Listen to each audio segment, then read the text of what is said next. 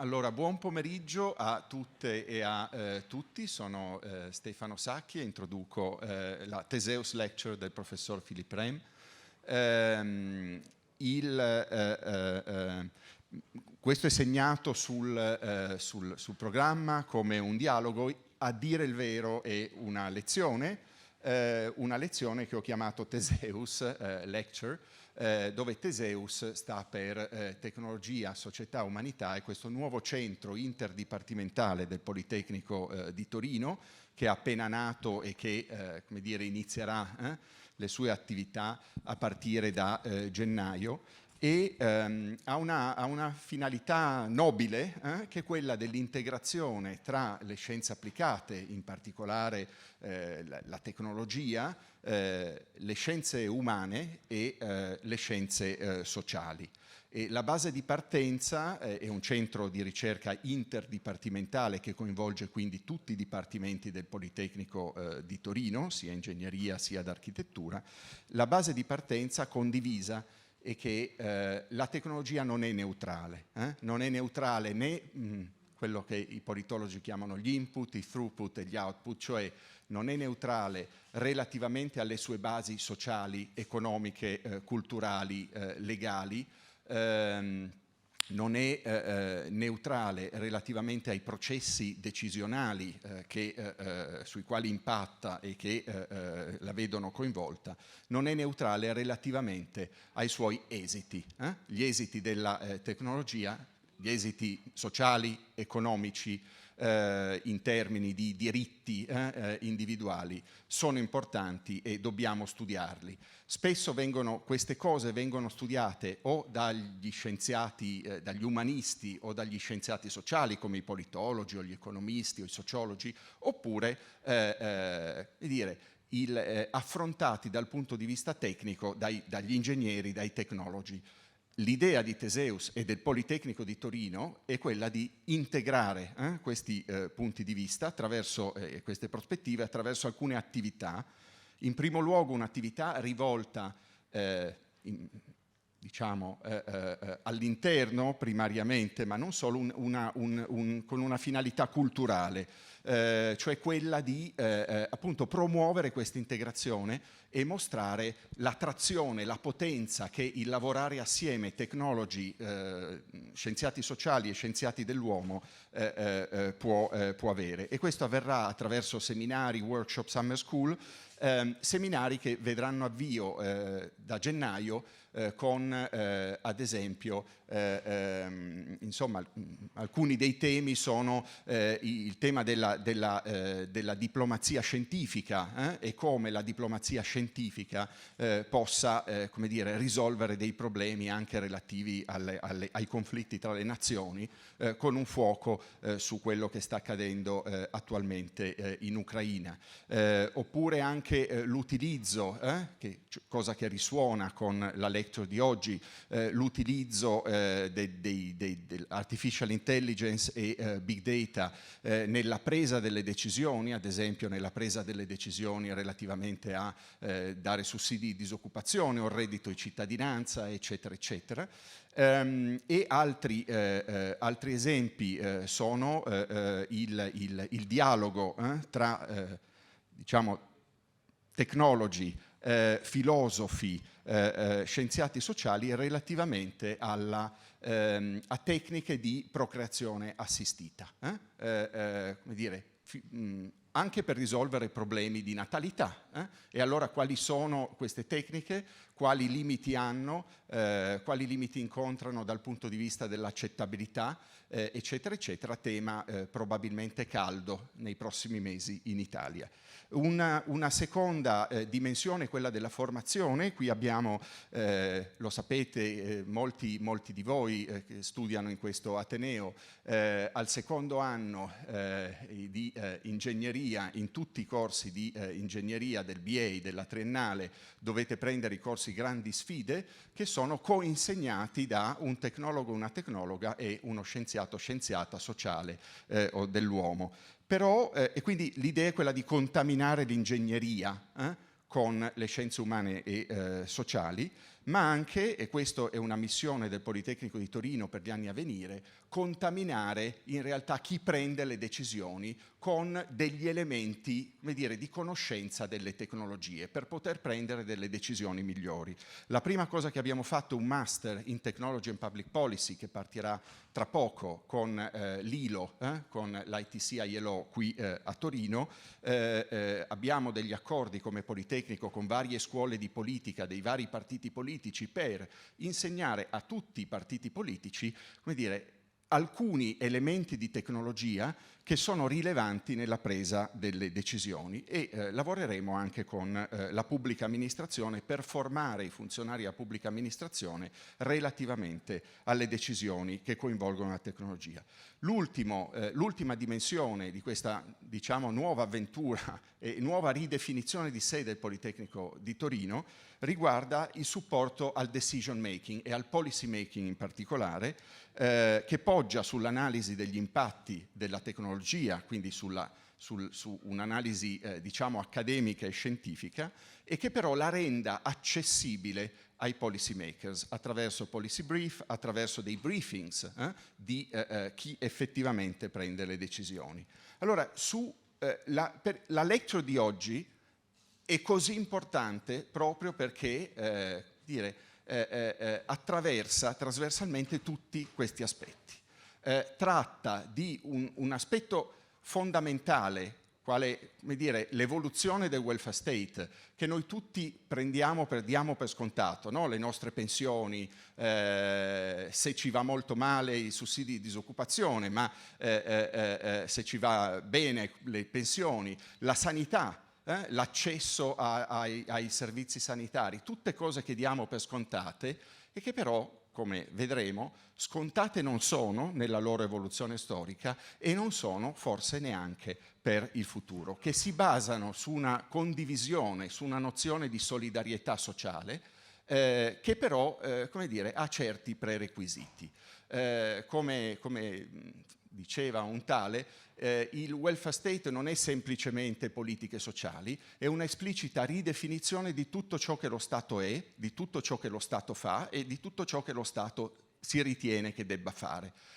La lezione del professor Rehm, al quale do la parola tra pochi istanti, va a vedere come tutto questo potrebbe cambiare con l'acquisizione di nuove informazioni, con la disponibilità di informazioni. Da cui il titolo della lecture e anche il titolo di questo libro che vi consiglio davvero di leggere per Cambridge University Press, che il professor Rehm ha scritto con Torben Iversen di Harvard, Big Data and the Welfare State, cioè come la rivoluzione che coinvolge l'acquisizione di informazioni mette a rischio, minaccia la solidarietà sociale. Ma ho preso fin troppo tempo, voglio introdurvi il professor Rehm, che ha preso il dottorato a Duke, è docente di scienza politica, adesso a Johns Hopkins a Baltimora, in trasferimento diciamo da Ohio State University a Johns Hopkins a Baltimora. È stato, tra le altre cose, postdoc a Oxford, al Nuffield College. La sua ricerca è all'intersezione tra la political economy e gli studi del comportamento politico, con un particolare riferimento alle politiche sociali. E quindi, in particolare, lo studio delle cause e delle conseguenze delle dinamiche dei redditi, la perdita di reddito, la sua volatilità, l'esposizione a rischi di perdita di reddito, sia a livello individuale, micro, sia a livello di sistema politico, macro. A livello micro, quindi, il professor Rehm ha studiato come le dinamiche dei redditi influenzano le preferenze dei cittadini per la redistribuzione, le politiche sociali e i partiti politici, comportamento politico. A livello macro, l'impatto delle dinamiche dei redditi e le dinamiche del mercato del lavoro sulla polarizzazione, un concetto che tornerà, credo, nella sua lecture, sulle maggioranze elettorali e sulle coalizioni di sostegno alle politiche sociali, perché noi diamo per scontato di avere delle politiche sociali, ma queste sono mantenute o sono modificate da coalizioni di sostegno. Allora, su questi temi ha scritto innumerevoli articoli, quindi non posso citarli tutti perché esaurirei l'ora a nostra disposizione. Li ha scritti da solo o con altri grandi della scienza politica contemporanea come Torben Iversen, Jacob Hacker o Herbert Kitschelt, e ha scritto in particolare 2 volumi. Risk Inequality and the Welfare State, che è un jazz standard, diciamo, per chi si occupa di questi temi, e Big Data and the Welfare State. E su Big Data and the Welfare State siamo tutti ansiosi di dare il benvenuto al professor Rehm per la Theseus Lecture a Biennale Tecnologia 2022. Molte grazie.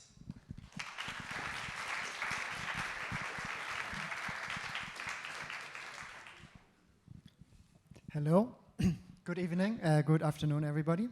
Thank you for this very generous introduction. It sounded very nice.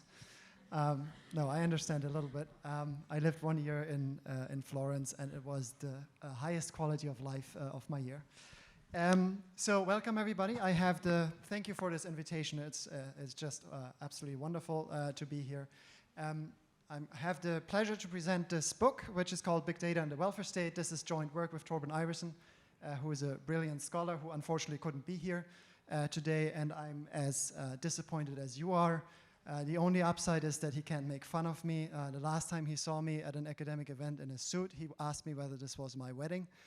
And while I would like to do while it seems like Torino is a place where you want to do your honeymoon, I've married a long time ago, so that's not why I'm here.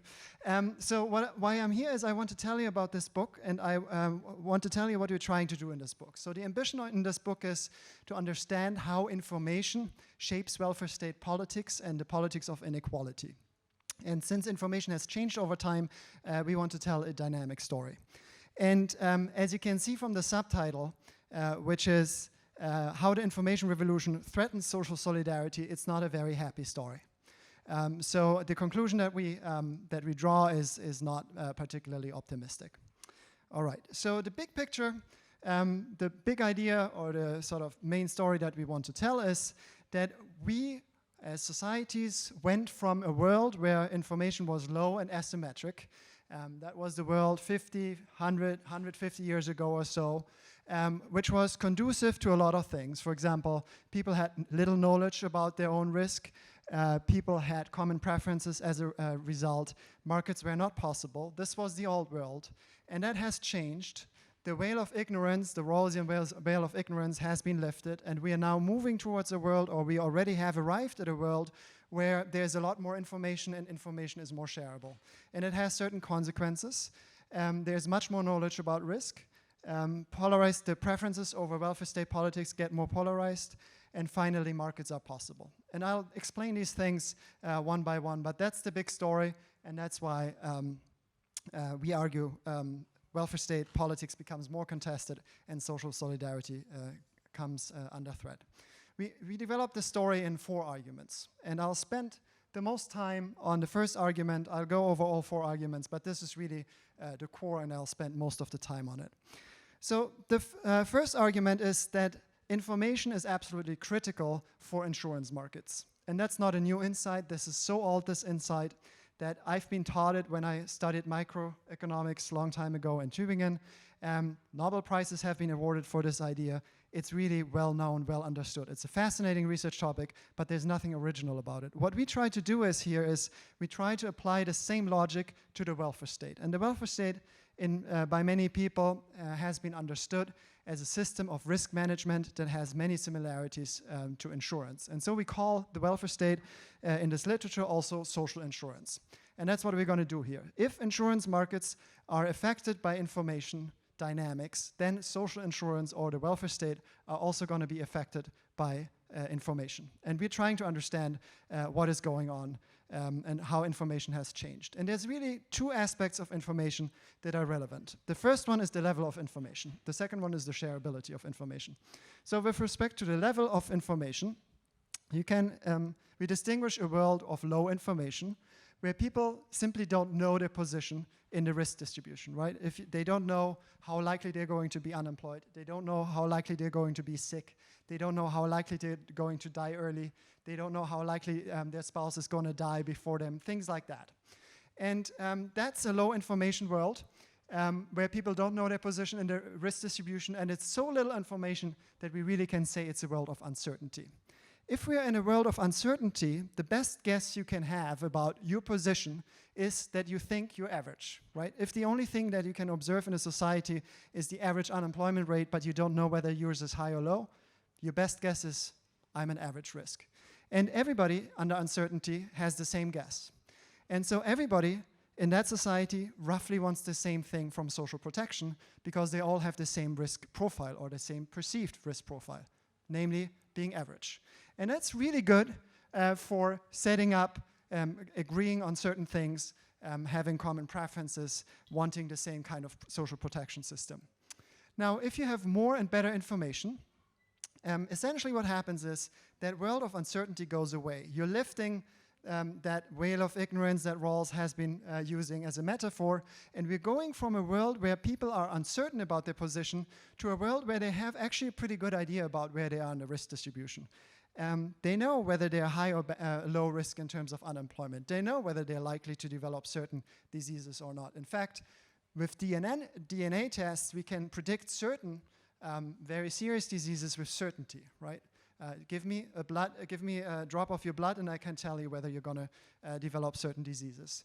So we're going to this world of more and better information.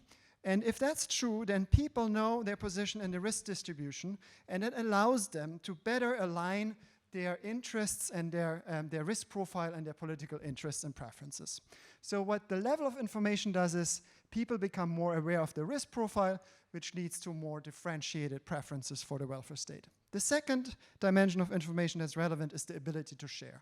And why does that matter? Well, this is a critical insight from this insurance literature that I mentioned, that if you cannot share information and if you have asymmetric information, then it's really difficult to set up insurance markets, and usually it's not possible.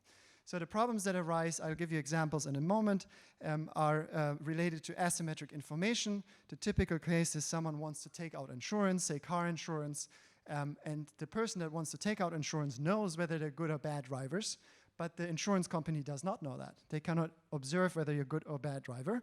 And that generates problems for the insurance market. And in fact, the problems are so severe that normally we cannot have in private insurance market under uncertainty, under asymmetric information. However, if all of a sudden we can share information and both parties have the same amount of information, then we can set up markets. So if risk can be observed and credibly shared with insurers, that will ameliorate this or get rid of this asymmetric information problem. And that will allow the insurance company to to build more fine-grained risk classification and engage in more fine-grained risk discrimination. So they will be able to set up markets. So markets can exist if information becomes more shareable. I know this is fairly abstract, and so I want to give you an example that you probably can relate to, or many of you can relate to. And that's the example of the car insurance market.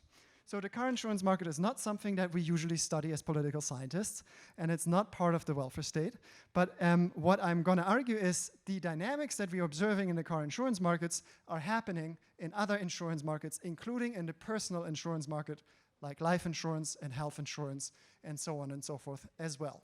So what's the problem in the car insurance market? In the car insurance market, which exists for, 120 years or so, the insurance companies cannot observe your driving behavior. But they would really like to charge bad drivers higher rates than they like to charge good drivers, right?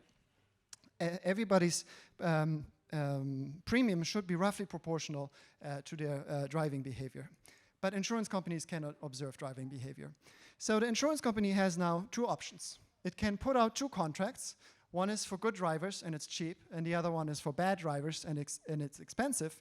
And what's going to happen is everybody's going to say, I'm a good driver, give me the cheap insurance. If that happens, the insurance company goes bankrupt. All right? The other option that the insurance company has is it puts out one contract, which is the average of the good and bad insurance premium, which is unattractive for the good drivers because it's too high. So what happens? Only bad drivers take out that insurance product, and the insurance company once again goes bankrupt. So this is an example of how asymmetric information leads to adverse selection, leads to non-existent of private markets. Private markets cannot exist under these conditions normally. Now, there are, as you know, car insurance markets, and the way they have solved this problem is they charge you premiums based on stuff they can actually observe. They cannot observe your driving behavior, but they can observe your age, your gender, the car you drive, the horsepower your car have, the color of your car, where you live, things like that. And they use all this information, they use historical data, and they put you in a group of people that have similar characteristics, and they charge everybody in that group a certain premium. All right? So it's an average premium, and that's the only of one of two equations you see today. The premium is P bar. P is the premium. Bar means it's an average for a group, and G means it's a group. All right? Now, what has changed recently, about 10 years ago, is that insurance companies have figured out how to actually observe driving behavior. And the way they do it is they take a little device that looks like this and stick it in your car. They can do the same thing with a phone, but that's more dramatic, so that's why I'm telling you this story. So they can stick it in your car. Every car has a little port under the steering wheel where you can put that device. And that device measures all sorts of things, many of which are actuarially relevant. It can measure, for example, when you drive, how fast you drive relative to the speed limit, right? You match the data with GPS and you know whether someone is speeding, how hard you corner, how hard you brake, how often you brake, how many emergency braking events you have, things like that. Whether you drive during the night or during the day, all of these things can be measured and credibly transmitted and instantly transmitted to the insurance company. And that allows the insurance company to essentially crunch the numbers and give you a rate, a premium, that is exactly actuarially proportional to your probability of having an accident, which is what the insurance company wants to do. And therefore, your premium is a very fine-grained, in fact, individualized risk premium. So let's look at that and compare these two. These tariffs exist. They exist in Italy as well, exist in many countries. They're called pay-as-you-drive insurance contracts. And these premiums are directly based on your driving behavior. So this premium, let's call it PI. Okay, notice that this little p on the right does not have a bar, so it's not an average, it's for you. And it has an I, not a G, it's for the individual, it's not for the group. If you're a good driver, you're going to compare PI and P bar G. All right, so PI for good drivers is lower, right? Because you're not going to subsidize the bad drivers in your group. The good drivers like pay-as-you-drive insurance. And so what they're going to do is they're going to buy pay-as-you-drive insurance. And that makes the average risk in the traditional insurance market slightly worse, right? Because the good people just left. Now that pushes up the premiums, the P bar Gs, in the remaining traditional product, and that pushes out the next good drivers from the traditional market into the and pushes them into the pay-as-you-drive. And that is a classic insurance death spiral that only ends when everybody has been pushed from the traditional pooled market into this individualized pay-as-you-drive market, okay? Now, I don't think that's bad. I don't worry about this at all. If you drive like a maniac, you probably should pay higher insurance premiums. And it might actually be beneficial in the sense that you might internalize the costs of your reckless driving, and therefore you drive better. And that might make everybody better off. That's fine. However, where I do worry is areas where you do not really have control over PI, where you do not have control over your risk behavior or your risk profile, right? You can't control really whether you're going to have a certain disease or not, or only very limited. So the problem is that the exact same dynamics that we observe in the car insurance market are going on and will, we predict, continue to go on in the personal insurance market. And I particularly mean things like life insurance and health insurance, but we see this also in a similar way in credit markets, in pension markets, and so on and so forth. My examples will be mostly from the life insurance market and the health insurance market, just because it's the most simple analogy to the car insurance market. So we have more and better data in the life insurance market. This slide consists exclusively, because I couldn't resist putting up this wonderful joke. A wise doctor once wrote, and then you can read it, right? So this is exactly how medical information was stored until a few years ago. Your doctor would scribble something on paper, in a file, stick it in a big box in the office, locks the office, and that's it. Your medical information is locked, virtually inaccessible for other people because you can't read the font, and it's with the doctor. Now, in the US, and I assume the same happened in many other countries, since 2014 or so, there are laws on the books that first incentivized and now force hospitals and doctors to put everything in writing, in typing. I don't know what happens if you go to the doctor here, but if you go to the doctor in the US, they always sit, there's always a sort of a computer with them where they're typing, right? My family doctor resigned because he was so annoyed by this. He went into early retirement. So they're just typing everything, and now they're speaking, and it gets sort of translated into text. And all of this is stored in the cloud in certain software systems. And that is known as an electronic health record, okay?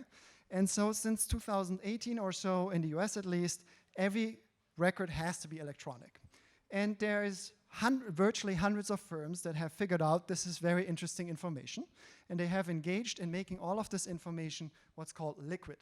You can move it from one database to another database, you can merge it with other databases, and so on and so forth. So all of a sudden, all of this information that used to exist just in a doctor's office in a drawer is now available to doctors. They supposedly can improve your healthcare with this, but also to insurance companies. And in fact, insurance companies now routinely use this information in the overwhelming amount of applications. For life insurance, this information is being used for underwriting purposes. They know your records, your medical records, they can look at your x-rays, they can look at your prescription drugs, they know all of this. They have it right there in front of them. So that's an example of more and better information in the life insurance market. Also, increasingly, these companies merge data from different sources. So, for example, if you take out life insurance in the US, they're going to look at your health records, they're going to look at your driving record. Turns out they're looking at your criminal record. They're looking at all sorts of things that they can find. Increasingly, there are some sort of firms that use social media accounts to decide whether they want to engage in underwriting or not, right? For example, if you say you don't smoke, they can check your credit history, your credit cards, they can check your Facebook, and so on and so forth, whether you actually do smoke or not. So that's just more and better information that's being used for risk discrimination. There's also more shareable information, and the examples are your Fitbit or Apple Watch or your phone that has all sorts of information recorded if you let it, such as how many steps you take, how many calories you burn, when you sleep, whether you sleep, how your heart rate is, and things like that. And there are insurance products where your premium depends on the number of steps you take, right? If you take 10,000 steps a day, there is a certain health insurance in the US that lowers your premium by $1 or so a day. Okay, things like that. Typical tracking. And then the big one is, of course, things related to finding out how your DNA shapes your future medical history. And as I mentioned, we can now predict with certainty whether you develop certain diseases. We can say with probability that you may be a risk factor, that you have a higher risk of developing, say, dementia, which is something health insurance companies really don't want to insure, things like that. So you can see how there's more and more information, and that information is easily accessible for the insurance company, right? All you have to do is you have to give them salvia or blood or something like that. So it's not something where you know more than the information at the insurance company. All right. This is happening already. This is an actual ad I got to see when I was reading The Guardian. And it asked me, are you over 40 and can still run a 9-minute mile? Now, by the time I get to see this ad, I suspect they perfectly know well the answer, even though I don't. I have no idea whether I can run a 9-minute mile or not. I don't know what it means. It means 1.6 kilometers in 9 minutes. I don't know whether anybody here is running. If you're running, this makes perfect sense for you. It doesn't make any sense to me. But it means you can run really fast. So why doesn't a life insurance company want to sign people that are fairly old and can run really fast? Well, it's a simple game. A life insurance contract is very simple. It says, you pay me 20 years, a certain premium, me, the life insurance company, and if you die during those 20 years, I pay a certain sum to the survivors, right? However, if you don't die, I keep the money. It's not quite as simple, but that's the basic idea. So the life insurance company wants to sign you up if you don't die, right? That's the whole business model. So they really want to assess your mortality risk. And that's why it's very difficult for someone who's 90 years old to take out life insurance, right? Because the life insurance company knows that if you're 90 years old, the probability that you're not going to live for another 20 years is very high. While when you're 20 years old, they know the probability that you die within the next 20 years is probably relatively low. However, they get better and better at predicting your mortality risk, your probability of dying, and they use this kind of measures and tracking that I mentioned. So what they do is they figured out if you're 40 years old and can run really fast, then you're not going to die very likely, and then they want to sign you. And this is why I got to see this this ad. You can, and I encourage you, if you browse the web, look for these kinds of things. Since I've done this research, it's everywhere. So if you do yoga, they like to sign you. If you're vegetarian, they like to sign you. If you regularly swim, they like to sign you. If you bike a lot, they like to sign you. And if you generally have healthy lifestyles in a verifiable fashion, then they would like to have you as a customer because they think that you're a good mortality risk. And in the book, what we call this picking the cream puffs. You're selling insurance to people that least need it if you're a private insurance company. All right, and they're not subtle about this at all, right? So this is a company, a subsidiary of Google or Alphabet called Granular, which I think it's called Granular Insurance, which I think is a brilliant name, right? It means fine grain insurance. And if you go to their website, that's what it says. We are very good at risk discrimination. We take the people in your risk pool, we parcel them into very small groups, in this case 22 different groups, and therefore we know who's going to be expensive and who's going to be cheap for your insurance company, and we want to shift the burden of the insurance amounts from the company to the individual. This is a company that helps insurance companies to make money. And you find all of this exactly on their websites. There's nothing subtle about this at all. And these are the dynamics we try to describe. So more and better information, higher shareability, ameliorates the asymmetric information problem, it enables risk discrimination, and it enables markets. And that's where we're moving towards. And that contrasts with a world where these things were not possible, a world of uncertainty 50, 100, 150 years ago or so, where people didn't really know what their risk is, where insurance companies couldn't observe it, where in fact insurance companies didn't exist. They were invented a little later. That's the first argument. The second argument is, and I hope this is totally clear at this point, this will polarize public opinion over the welfare state. This will make some people want public provision and want more, or want public provision less than in the past, right? As people better know their position in the risk distribution, as people know risk becomes more predictable, and as markets become more viable, support for risk pooling among those that are good risks is going to go down. People don't want the public option if they have the private option. If they can have a private insurance, they don't want to be in that group insurance. Remember P bar G, that thing, that's public insurance. They want to have the individualized premium because it's cheaper for them. And so that makes polarization about social protection and the welfare state increase. So that's the second argument. Polarization on the welfare state is going up. So that then is what we call a triple challenge to the welfare state. First, information directly increases polarization and policy preference as people become more aware of the risk profile. Secondly, more information makes private markets more feasible. And thirdly, if there are private markets, that further polarizes public opinion. Think about higher education, or education more generally. If you cannot have, for whatever reason, private education for your children, and you really care about education, you're going to invest and try to make the public system better.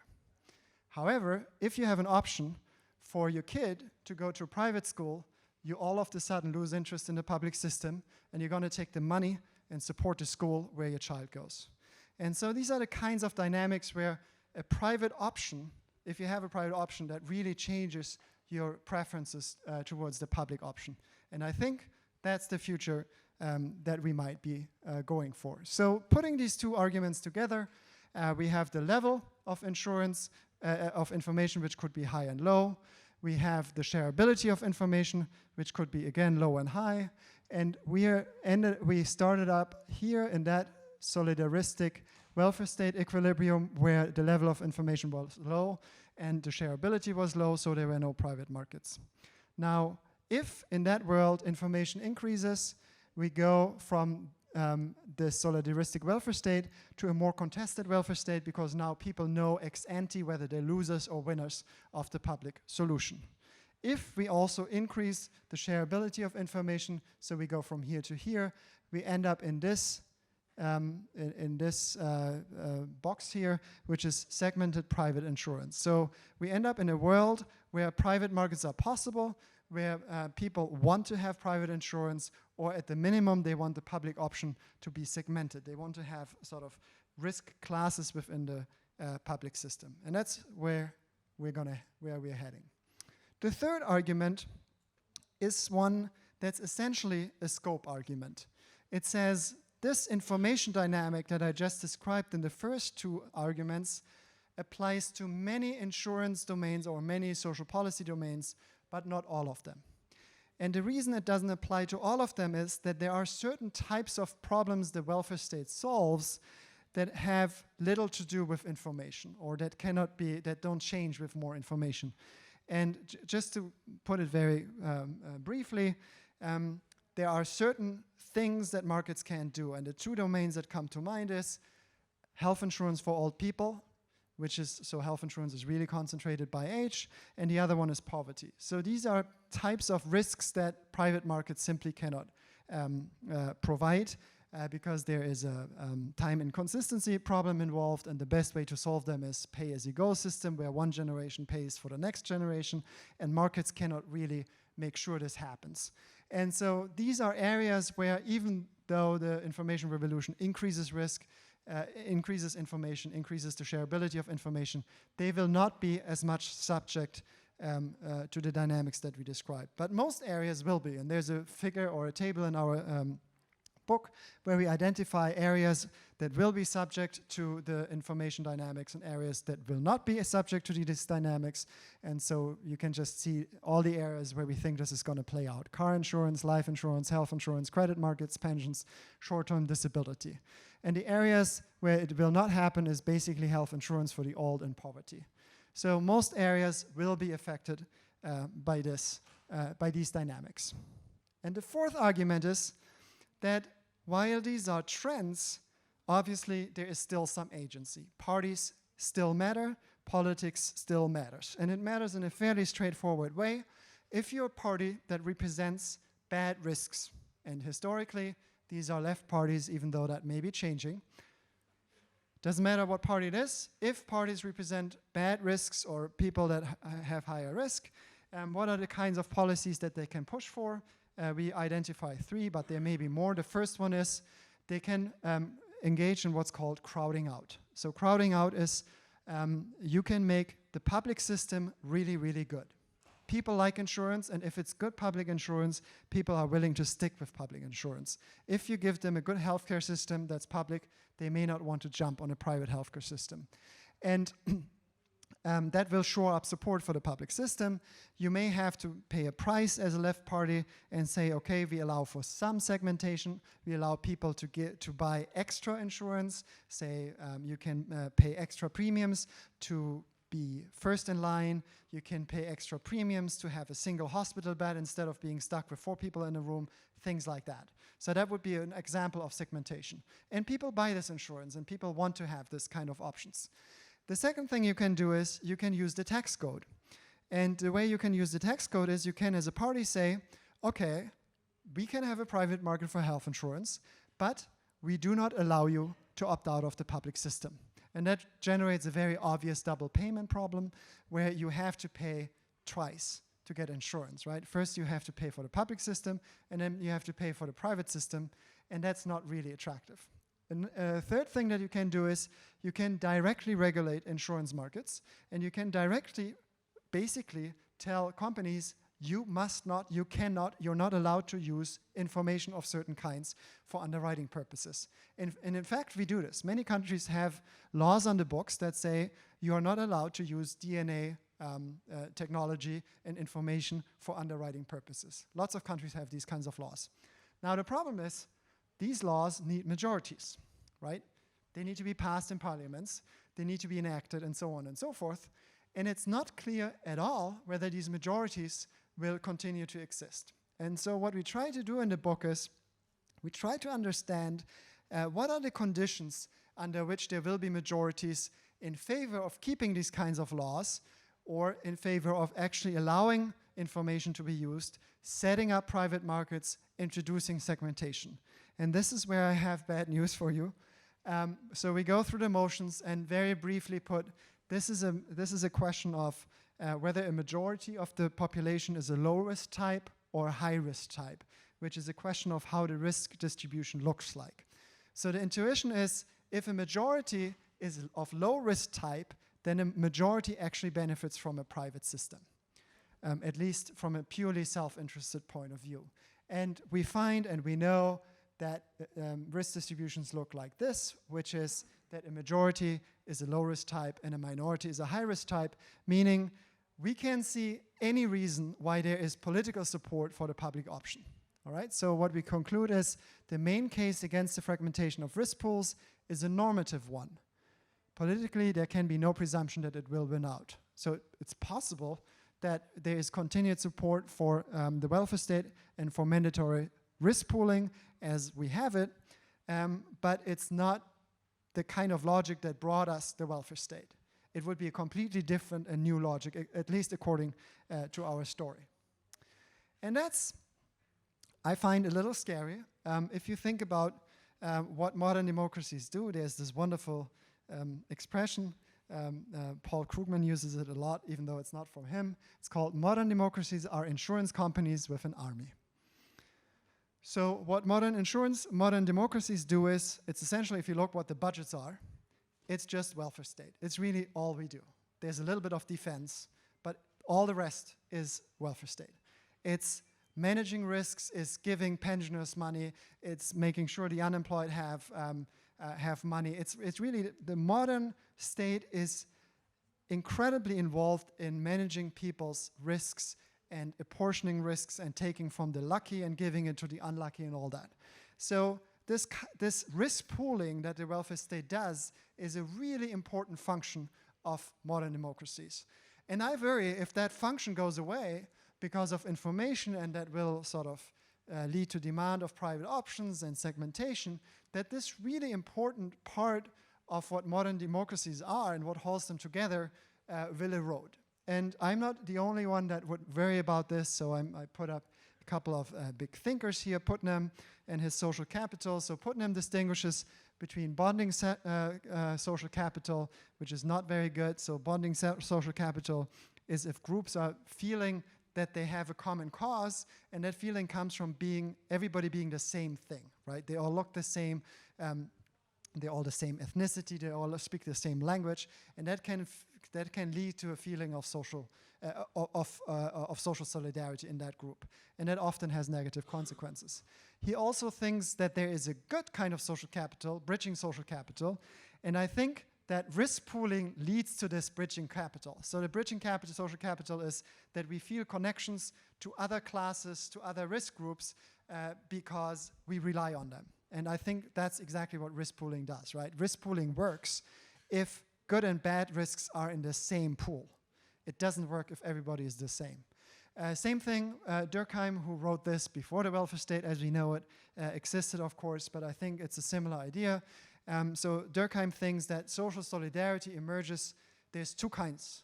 One comes in small tribal societies where, once again, everybody is the same. It's a very homogeneous society, and he calls this mechanical solidarity. And he contrasts this with social solidarity as it emerges in societies that are modern, that are large, that are heterogeneous, that are characterized by division of labor.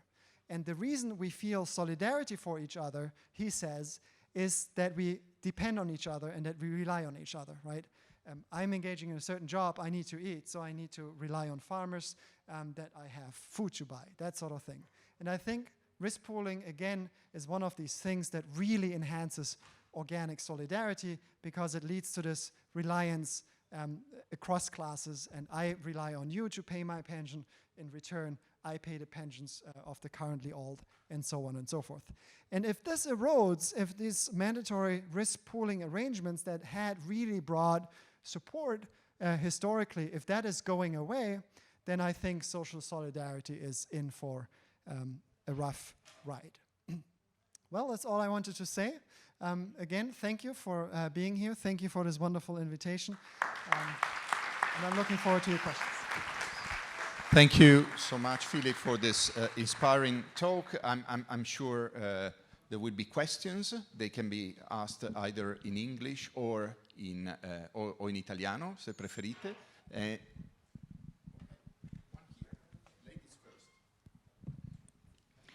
Yeah, hi, Professor. Thank you for your lecture. It was really, really interesting. I would have like 2 curiosity questions.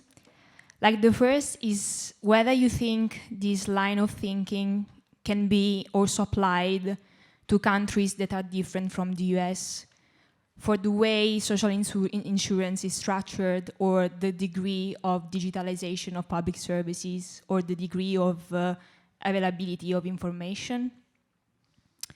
The second question concerns like the main argument, which from what I understood is like we are passing from like asymmetric information and to more symmetric information, so more knowledge about risk.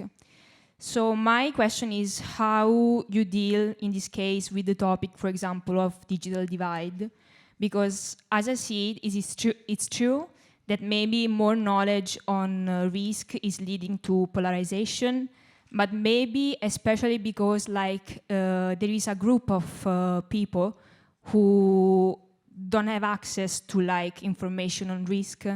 So as I see it, like it's true, but like I have some doubts on the like homogeneity of information considering the digital divide and differences on knowledge about risk within the same city, within the same country, or in different countries like higher developed or low developed countries.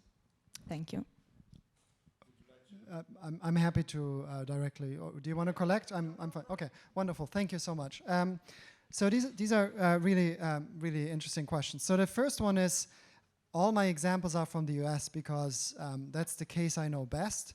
But this is it's a comparative argument, and the book is comparative, right? I haven't tried to.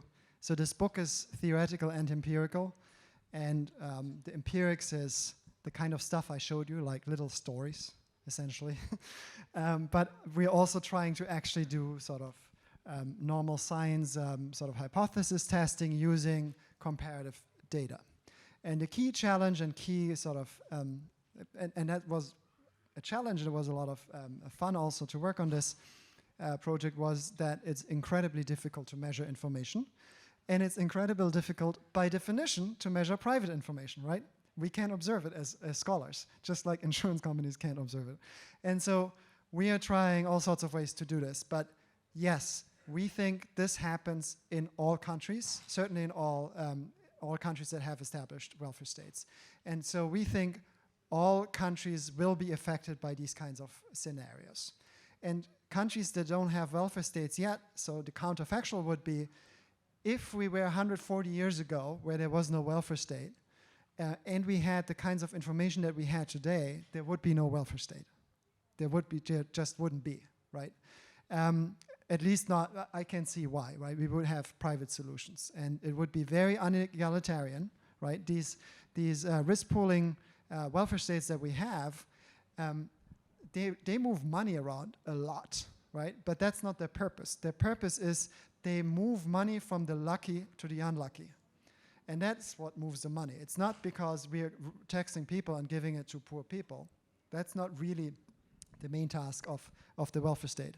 And if we had all of this information, I don't think we had this incredibly redistributive effect of welfare states that we have historically. So that's the first. And the second is, what about people that aren't participating in this? Well, I think so we wrote this book with this idea that there's this asymmetric information which goes away, right? First, the individual has more information than the insurance company, and we're moving to a world where they have the same information, and they have access to the same information. Well, I think it's actually getting worse, or different, where the insurance company knows more than you do. And that's certainly true with Google knows more about me than I do. I mean, they have all my emails from, I don't know, 15 years ago, and they have all the data from 15 years ago. These insurance companies have access to my medical files from 20 years ago. I mean, I don't remember my x-rays. I don't remember when I was sick. Also, I don't have all the other data points, right? My medical history is only interesting if I can compare it to other people's medical history, so I can make inferences about whether I'm a good risk to insure or a bad risk to insure. And so I think even though you may not be on Facebook or on Twitter or on any other social media, your data is there. So surely, again, in the US, your medical history is going to be in the cloud if you go to the doctor. So unless you don't go to the doctor, you can't exit the system. You can't opt out, right? In the US, and the same must be true in Italy, I know the same is true in Germany, there are these credit companies that know or have a model that says this person is creditworthy or not, and they get a certain score, and then that determines how much you pay in interest if you take out a loan. And nobody ever asked me whether I want to be part of this. They just collect my data and sell it. There is just, in fact, I cannot opt out of these kinds of things. Just like you cannot opt out of, in the United States, again, if you apply for life insurance, there is a little known there's a little known institution called the Medical Information Bureau, MIB. And MIB collects all of these ever written applications for life insurance. And so if you then apply for another life insurance a year later, they check notes, they compare the two. And if you forgot to say that you smoke in one, you're in trouble, right? And so I don't think you actually can opt out. And so I try to, I'm not really active on social media. My wife doesn't use credit cards anymore since I've written this book and pays everything in cash.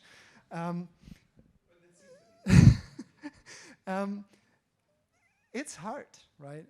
So I think, and if you opt out, you will simply not have access to certain products, right? You could say to a life insurance company, I will not allow you to access my medical records. Well, that puts you in the really bad insurance category, and it makes you uninsurable, essentially. So it's not a very voluntary process as I see it. Okay, Mr. Everson, congratulations for your lecture. I would like to listen to you about two subjects. The first is about governed behavior in front of welfare states, particularly related to aging societies. There are lots of old people. It's a problem in Italy, Japan particularly, but it's also an overlapping generation problem, and many impacts in finance, in pension, health, and so on. But I'm not sure if the government is doing his best. And the second is related to your book, how big data can help the government to management this overlapping generation problem that is a sign of improved welfare, but it also could put welfare at risk. All right. So the way I understand the first question is, we are in sort of the age structure of society is such that there is currently just a lot of old people receiving pensions. And so, as I said, the question is, will there be majorities to change these systems that we have, right? And if you think about the pension system, especially in societies like Italy, where the age structure is really like tilted, right? The pyramid is completely reversed. So few young people, lots of old people. Then majorities will not actually be in favor of changing the status quo, right? And they vote for parties that promise generous pensions and so on and so forth. But that's sort of a short-term thing, and that will change eventually, right? I mean, there will be conditions under which there is a majority, and then old people are more likely to vote than young people, and so on and so forth. So these things will not necessarily immediately translate into politics, but I think they will put pressure on, and in other areas will actually lead to certainly slowly eroding majorities for these old risk pool arrangements, and it will it eventually has the potential that there will be majorities for policy change. So it may not necessarily be right now for pensions, but it may be right now for unemployment insurance or something like that. So that was the first. The second was whether big data also can be used to manage risks. Okay, I think that's a very good point, a very good observation. There is a bit of an upside, right? It's also very invasive. Insurance companies now know that so this also comes from my own experience. So at Ohio State, we have a private health insurance through the university, and they contracted with an insurance company or with a company that tries to nudge us to live healthier lives. Okay? And that means once a year I have to come in.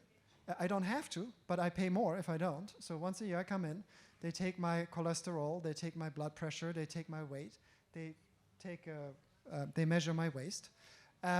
Things like that. It's very invasive. It's very invasive. It really, I don't know why I do this for $20 a month, but I do it for $20 a month. And so there is this, it's sort of a big brother kind of situation where the government, where the other people that pay for you tell you, you can drink, you can smoke, you can go skiing, you can do this, that, which is incredibly invasive. And in fact, historically, we have this. So before the welfare state, we have mutual aid societies. This is essentially a bunch of people in the same job, usually from the same ethnicity, in the same region. They have the same problem. They want social protection, and there isn't any. And so they get together, and they say, let's have a social protection scheme that if you're sick, you get a benefit. And if I'm sick, I'm getting a benefit, and everybody contributes, right? This existed in many, many countries at a large scale before the welfare state. And what happened is, if you stayed home, someone would knock at your door and check on you, right?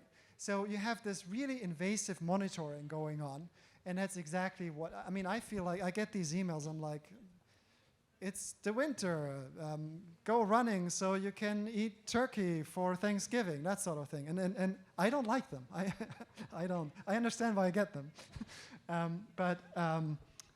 So I think, yeah, overall we can perhaps, just like in driving, lower the overall incidence if we internalize, but then there are risks also that are completely out of my control, right? Some stuff is simply bad luck, bad genes. There is nothing you can do, and you get a cancer. No matter how healthy you lived, no matter how little or whether you smoked or not, you just get it. It's other diseases. It's just tough luck. And there, it's just purely invasive. Thank you.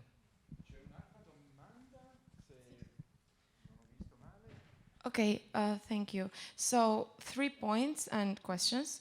The first one is about the fact that the insurance industry, as you mentioned, is not as concerning when it comes to bad driving when you compare it to, I don't know, health insurance. But we actually have cases that, for example, driving at night, right? Higher risk. Well, you have people that have to drive at night because they have to work at night.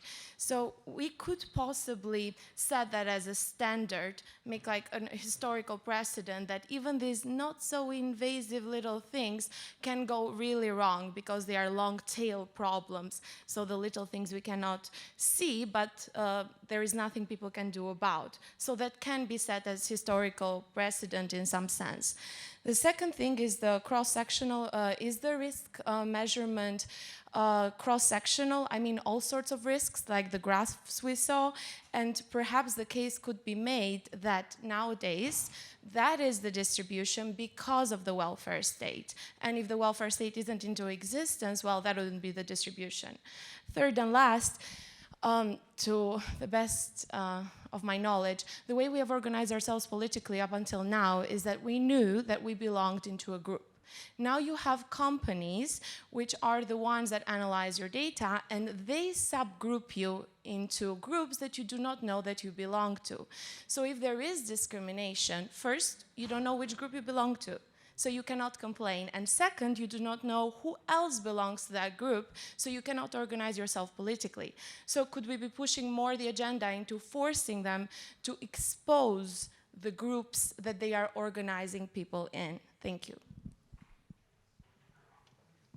All right, these are really, really interesting points. So we're out of time, so I'll take the two last questions. And that's a fascinating question. So it's not entirely true that you don't know in which group you are. So, and in fact, it can be politically motivating. Again, an example from the US, from California, where if you're a driver that has all the same characteristics, but you live in a certain zip code,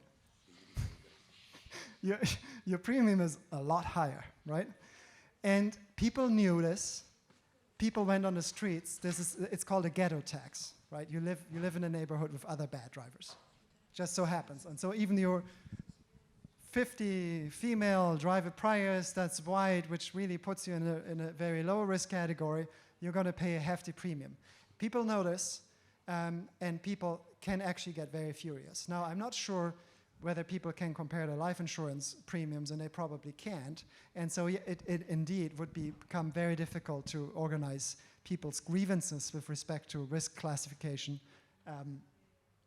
going forward. And that would make everything even worse, right?